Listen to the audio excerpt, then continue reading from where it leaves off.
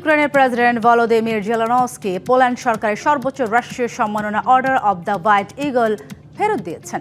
পোল্যান্ডের প্রেসিডেন্ট কারল নাভারোকি গত শুক্রবার জেলেনস্কিকে দেওয়া তার দেশের সর্বোচ্চ এই সম্মাননা বাতিল করার ঘোষণা দেন। শনিবার জেলেনস্কি পদক ফেরত দেওয়ার কথা জানান।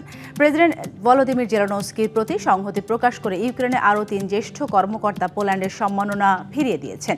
গত মাসে ইউক্রেনের সেনাবাহিনী একটি ইউনিটের নাম পরিবর্তন করে দ্বিতীয় বিশ্বযুদ্ধের সময়কার বিতর্কিত যোদ্ধা গোষ্ঠী ইউক্রেনিয়ান ইনসার্জেন্ট আর্মি ইউপিএ রাখা হয়। এতে ক্ষোভ প্রকাশ করেন পোল্যান্ডের প্রেসিডেন্ট কারল নাভারোকি। তবে নাভারোকি জোর দিয়ে বলেছেন, এই কূটনৈতিক বিরোধ রাশিয়ার বিরুদ্ধে ইউক্রেনকে সমর্থন দেওয়ার ক্ষেত্রে পোল্যান্ডের অবস্থানকে প্রভাবিত করবে না।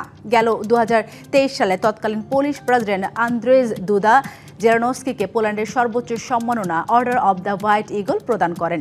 সামাজিক যোগাযোগ মাধ্যমে দেওয়া বিবৃতিতে জেলেনস্কি বলেন, যে কোনো সংকট মোকাবিলায় ইউক্রেন পোল্যান্ডের সঙ্গে সব ধরনের সংলাপ ও সহযোগিতার জন্য উন্মুক্ত থাকবে।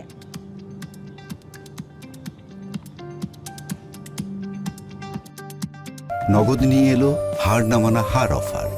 সর্বনিম্ন 10,000 টাকা রেমিটেন্স নগদে পাঠালে থাকছে স্বর্ণের হার জেতার সুযোগ।